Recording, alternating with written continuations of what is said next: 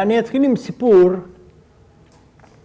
שמסופר על רבי ישראל מרוז'ין, שהוא חי בסביבות 1850, חי ברוז'ין ואחר כך בצ'רנוביץ או בסדיגורה. הוא חי בסגנון מאוד מאוד פומפוזי, בארמון, עם משרתים, עם זהב. שאלו אותו, הבשט היה אדם עני, והוא חי בצניעות, ולמה אתה חי ככה? הוא היה אדם מאוד פיקח, וענה ככה. בזמן הבשט, השודדים היו ביערות. עכשיו השודדים הם בארמונות. בגלל זה אני חי בארמון. אתם יכולים לראות תוך 100 שנה, למעשה כל הקונפיגורציה של ההנהגה החסידית השתנתה לגמרי. זה לא אומר שבדרשות של ישראל מרוז'ין לא אמר דברים דומים למה שאמר הבשט. אבל החיים שלו ודרך ההנהגה שלו היו שונים לגמרי. החסידות, כפי שכבר עושה הבשט, עושה מהלך חשוב מאוד לעומת מה שקורה ברוב הסוגים של הקבלה, וזה לבנות חיים פנימיים עשירים. לא שאין בחסידות מגיה, יש ואני אדבר על זה עוד מעט. לא שאין בחסידות תיאורגיה, דהיינו ניסיון להשפיע על האל, גם זה יש. אבל המרכז נמצא במקום אחר, והוא נמצא באינטנסיפיקציה של החיים הפנימיים. אני אתן 2 דוגמאות לאינטנסיפיקציה הזאת. אחת מצויה לפני זה בספרות היהודית, פילוסופית וגם קבלית, האומרת שהחיים הדתיים זה מלחמה פנימית נגד יצר הרע. יש במסורת היהודית בימי הביניים תפיסה שמקורה בעולם הערבי, שהיום מאוד מאוד ידועה, לפני 20 שנה אף אחד לא ידע על זה, אבל היום כולם יודעים, וזה תפיסת הג'יהאד. לפי המיסטיקה המוסלמית, הג'יהאד, שהיא המלחמה האמיתית, מה שנקרא הג'יהאד הגדול, ג'יהאד אל-אכבר, הוא המלחמה שאדם נלחם עם עצמו. בעוד שהמלחמה הממשית, שקוראים לה ג'יהאד גם כן, והיום יודעים רק את זה, זה המלחמה הקטנה. הנה במובאה הראשונה, בציטוט הראשון של רבי חיים מצ'רנוביץ, שהוא חי בסביבות 1810 בערך, הוא אומר בצורה מפורשת לגמרי, זהו עיקר המלחמה הגדולה שבעולם. מלחמת עצמו עם התאווה.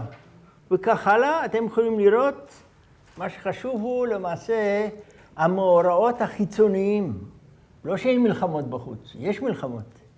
אבל אין מלחמות קטנות. הדבר המרכזי הוא המלחמה עם עצמך.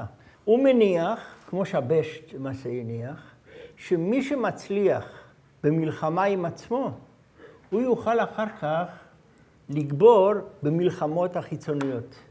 ככה הוא אומר במפורש, כאשר יכבוש האדם את מלחמת עצמו מן התאווה והיצר, ממילא כל המלחמות בידו הם להתגבר על כל העומדים נגדו. אתם זוכרים משהו שדיברנו אתמול? שהגאולה הפרטית היא תנאי לגאולה הגשמית.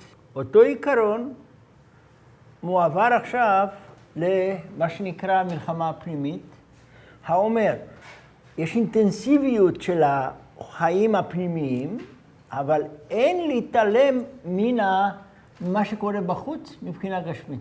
אז למעשה אתם רואים מה שאני חושב עיקר מרכזי בחסידות. שלמעשה אין תפיסה רוחנית בלבד, ואין תפיסה גשמית בלבד, אלא יש סינטקס מיסטי, האומר שגם הדבר הפנימי וגם הדבר החיצוני קשורים זה בזה, ואי אפשר להעדיף אחד על השני. למעשה זה נראה כאחד החידושים של הבשט, לעומת כל מה שאני מכיר בעולם היהודי לפני זה.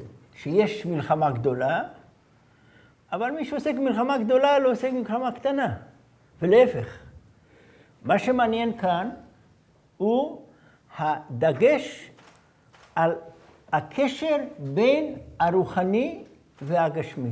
תחשבו עכשיו על המבנה החברתי של החסידות. יש צדיק, או רב, או אדם רוחני מאוד, ויש עדה של חסידים שהם סביבו, שהם גשמיים, הם לא כל כך רוחניים, אבל למעשה שניהם קשורים זה בזה. הצדיק צריך את החסידים, והחסידים צריכים את הצדיק. זהו משל, דהיינו סיפור,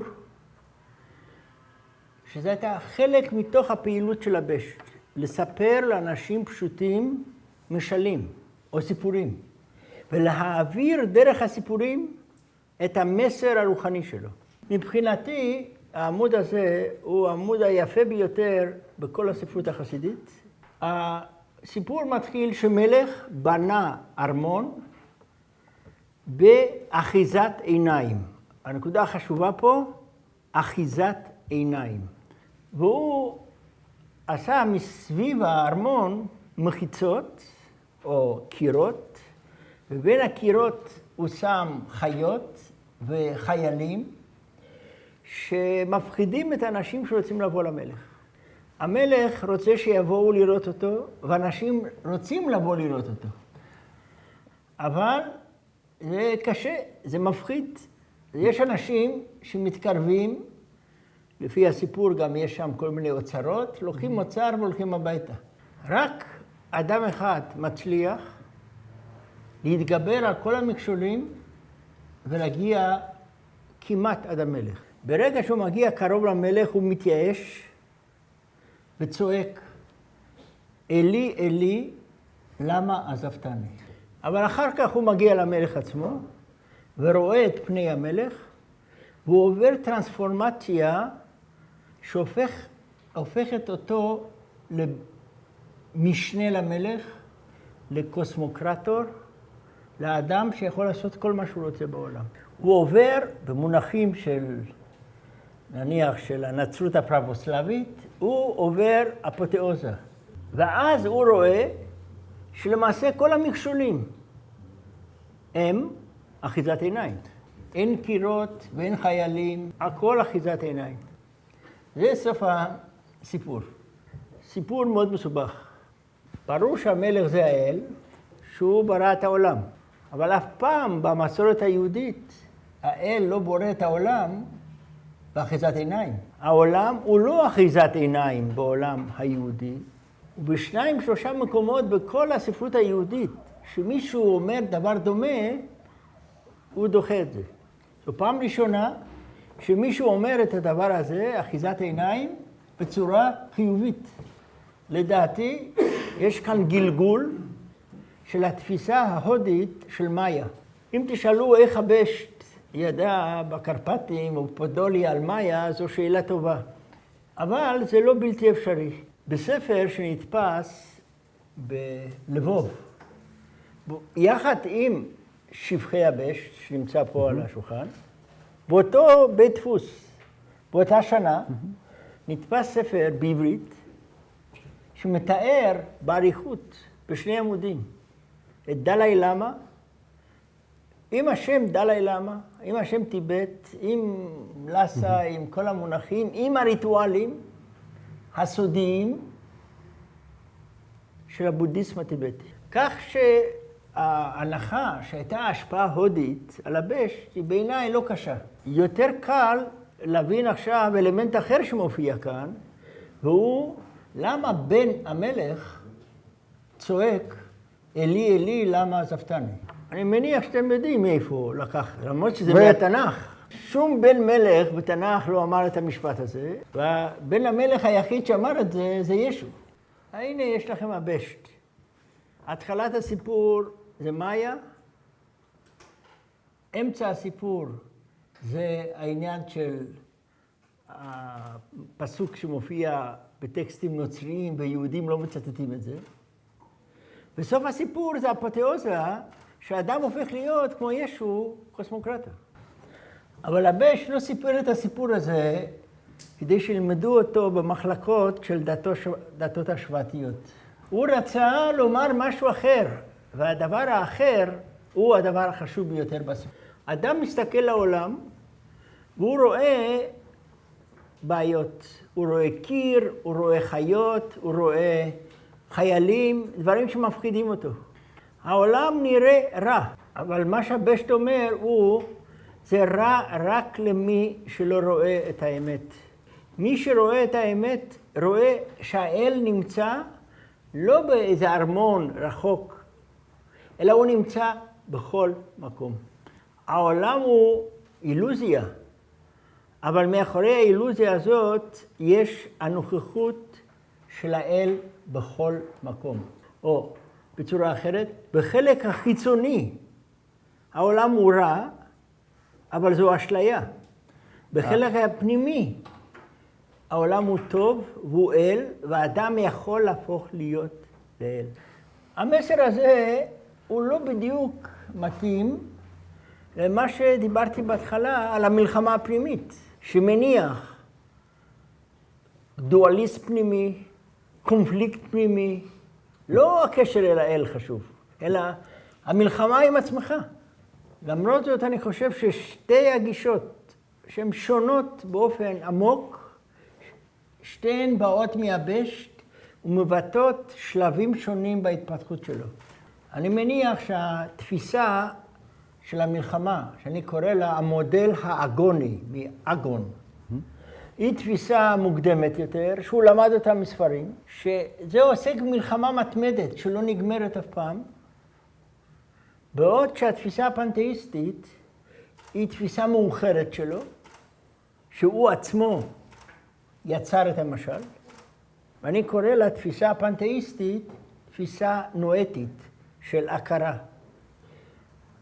אז בעיניי זה דוגמה של התפתחות של הבשט, שאחר כך קבוצות שונות לקחו כל אחד את המודל שלה, ומשום כך יש לנו למעשה גישות שונות בעולם החסידי, משום שהגיוון המרכזי היה כבר אצל הבשט, ואפשר היה לקחת ממנו דברים שונים שמוצאים חן אצל אנשים שונים, שאו שלא הכירו את כל הבשט, או שהם לא רצו להתעניין במודל מסוים של המחשבה של הבשט, וככה התחיל הפיצול בין קבוצות חסידיות שונות. עכשיו אני אביא לכם סיפור מאוד דומה, שמספר אחד התלמידים החשובים של המגיד ממזריץ', רבי לוי יצחק מברדיצ'ב. מה הוא אומר? יש בתורה שני סוגים של אותיות. יש אותיות שחורות ויש אותיות לבנות. האותיות הלבנות הן סביב האותיות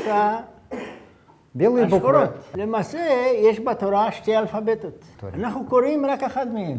זאת אומרת, יש בתורה התגלות, אלפביתה, אבל אנחנו לא יכולים לקרוא, אין לנו מפתח. מהי התורה שתתגלה לעתיד לבוא, כמו שאמר המורה שלו, התורה מאיתי תצא, זה האותיות הלבנות. לא יהיה שום שינוי, אבל אנחנו נקרא מסרים שלמים שנמצאים מולנו ואנחנו לא יכולים לראות אותם. אז אתם יכולים לראות, מצד אחד, זו תפיסה מאוד קונסרבטיבית. לא משתנה אות אחת. מצד שני, זה מאוד רדיקלי. הוא טוען שיש תורה שלמה שהיא מולנו ואנחנו לא יכולים לקרוא. אין לנו את המשקפיים של התורה האמיתית. נשאלת השאלה, האם הדבר הזה יקרה רק בזמן המשיח? או שיש היום אנשים שיש להם משקפיים, והם קוראים את התורה שהיא מולנו. התשובה היא מאוד פשוטה, ולא מופיעה בטקסט הזה בלבד, אלא בהרבה טקסטים שאנשים שקוראים את התורה הלבנה היום, הם הצדיקים. כי התורה הזאת היא האל עצמו, שהחלק הלבן זה כמו הקלף של התורה, שזה כמו האור של הקדוש ברוך הוא. מי שמסתכל על התורה, הוא רואה בדרך כלל מסר סמנטי, אבל מי שמסתכל על הסובסטרט של התורה, הוא רואה את האל עצמו. הסיפור הזה, זה לא בדיוק הטקסט הזה, אלא טקסט אחר דומה לזה, תורגם על ידי שולם במאמר שהוא כתב על תפיסת התורה. והוא מצוטט בדרך כלל בשמו, ולפעמים לא בשמו, על ידי ז'אק דרידה, אומברטו אקו, ג'ורג' שטיינר והרול בלום. בלי קשר ביניהם, כמעט. מה הם מחפשים בטקסט הזה? הם מחפשים את הדקונסטרוקציה. מה הם מחפשים שם? שלמעשה הטקסט, אפשר לשחק איתו. הטקסט הוא לא גמור. מישהו יכול לקרוא בין השורות. הוא יכול פתאום לראות שם דברים שאדם אחר לא רואה. וכך הפך לוי יצחק מברדיצ'ב לאחד המקורות המרכזיים של הדקונסטרוקציה. אני מוכרח לומר לכם, אף אחד מהם לא יודע מי זה לוי יצחק מברדיצ'ב. דרידה אומר שהוא רב אנרכיסטי. אומברטו אקו, שראה את מה שכתב דרידה, אומר שהוא גם אנרכיסט וגם, ככה כתוב, גודלס, אין לו אלוהים. למה אין לו אלוהים? בגלל שכל אחד יכול לעשות מה שהוא רוצה עם הטקסט, ובשביל אומברטו אקו זה נורא. ג'ורג' שטיינר קצת יותר מתון. הוא אומר, כן, לעתיד לבוא זה יהיה דבר כזה, אבל עכשיו לא. אז הוא רק אומר, איזה רב חסידי אמר משהו. לוי יצחק מברדיצ'ב ודאי לא חלם שהוא יהיה אחד האבות של הדקונסטרוקציה המודרנית. כי הוא ידע שהתורה השחורה נשארת בדיוק כפי שהיא. וכל המשחקים האלה הם עניינים פרטיקולריים של התגלות שיש פרט זה או אחר. אבל אי אפשר לשחק עם הטקסט הקדוש. אפשר להוסיף עליו משמעויות, אבל אי אפשר לשחק איתו. זו החסידות. תוספת של קדושה עצומה על מה שקיים. האמונה שלמעשה אפשר להביא את האלוהים למטה. אבל הדבר הזה לא אומר שמשנים משהו בסדרי החיים היהודיים הרגילים. עבור אדם שהוא חי חיים בתוך החברה היהודית האורתודוקסית, זה היה ברור שלתורה השחורה יש ביטוי בחיים, והם המצוות. הדקונסטרוקציה המודרנית אין לה דרך חיים שמקבילה לספר. יש לה רק את המשחק.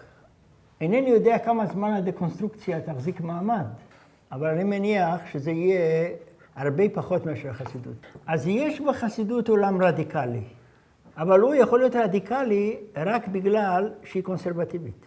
זה בקיצור החסידות. לא שינוי מן הקצה לקצה, ולא המשך בדיוק של מה שהוא היה, אלא סוג של קשר בין רוחניות קיצונית ובין הקפדה קיצונית על הריטואל ועל הגשמי. זה מה שנקרא התורה החדשה של החסידות.